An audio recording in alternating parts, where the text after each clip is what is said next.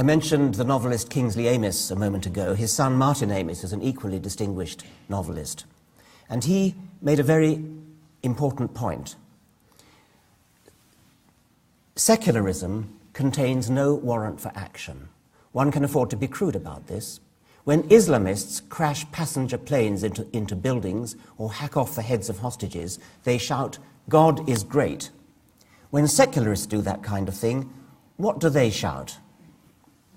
A critic of Martin Amis's book remarked on this, that question is meant to be rhetorical, but there's a simple answer. They shout, secularists shout, "Heil Hitler." What a truly outrageous thing to say. Whether or not Hitler was a Roman Catholic, the evidence is contradictory, he often said he was, nobody could deny that Hitler's soldiers were as Christian as everybody else was in Europe at the time, and that means that most of them were, mostly either Roman Catholic or Lutheran. But even if Hitler was an atheist, so what? Hitler was also a vegetarian. Does that suggest that vegetarians have a special tendency to be murderous, bigoted racists? The point is that there is a logical pathway leading from religion to the committing of atrocities. It's perfectly logical. If you believe that your religion is the right one, you believe that your God is the only God, and you believe that your God has ordered you, through a priest or through a holy book, to kill somebody, to blow somebody up, to fly a plane into a skyscraper, then you are doing a righteous act. You're a good person. You're following your religious morality. There is no such logical pathway leading from atheism or secularism to any such atrocious act. It just doesn't follow.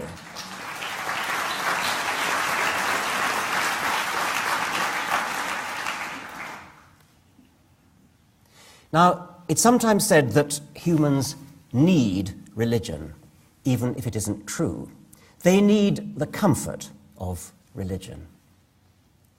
I think there's something rather patronizing about that, rather condescending about it, but that's what people say. Often atheists say it. Of course, you and I are too intelligent to need religion. But what about all those poor people out there who need the comfort of religion?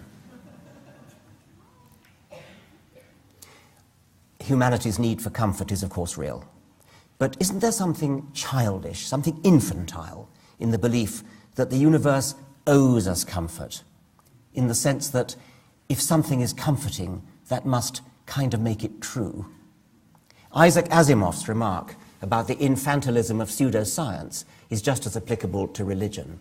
He said, "Inspect every piece of pseudoscience, and you will find a security blanket, a thumb to suck, a skirt to hold." And it is astonishing how many people are unable to understand that X is comforting does not imply X is true. A related plaint concerns the need for a purpose in life. To quote one Canadian critic, "The atheist may be right about God, who knows? But God or no God, it's clear that something in the human soul requires a belief that life has a purpose that transcends the material plane. One would think that a more rational than thou empiricist such as Dawkins would recognize this unchanging aspect of human nature. Does Dawkins really think that this world would be a more humane place if we all looked to the God Delusion instead of the Bible for truth and comfort?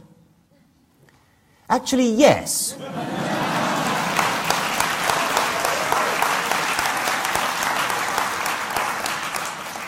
Since you mention humane, yes, I do. But I must repeat yet again that the consolation content of a belief does not raise its truth value.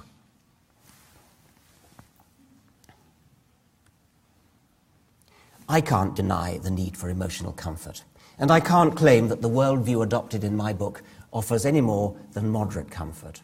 If you're afraid of death, for example, you might superficially think that a priest who tells you that you're not really going to die would be more comforting than a scientist who tells you it is highly implausible that our individuality could survive the decay of our brains.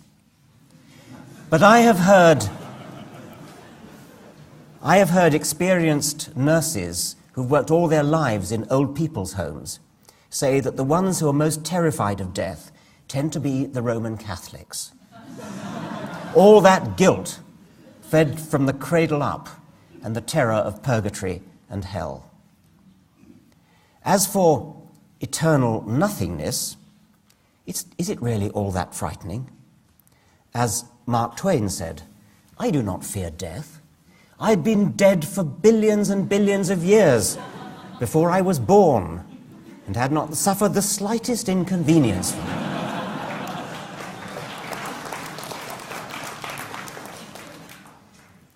In any case, I don't think I've ever met anyone at a funeral who dissents from the view, my view, that the non-religious parts, the eulogies, the deceased's favourite poems or music, those non-religious parts are always more moving than the prayers. I want to end by reading the opening lines of a previous book of mine, Unweaving the Rainbow. These are lines that I've long earmarked for my own funeral. We are going to die, and that makes us the lucky ones. Most people are never going to die because they're never going to be born. The potential people who could have been here in my place, but who will in fact never see the light of day, outnumber the sand grains of Sahara. Certainly those unborn ghosts include greater poets than Keats, scientists greater than Newton. We know this because the set of possible people allowed by our DNA so massively outnumbers the set of actual people. In the teeth of these stupefying odds, it is you and I, in our ordinariness, that are here. We privileged few who won the lottery of birth against all odds, how dare we whine at our inevitable return to that prior state from which the vast majority have never stirred? Thank you very much.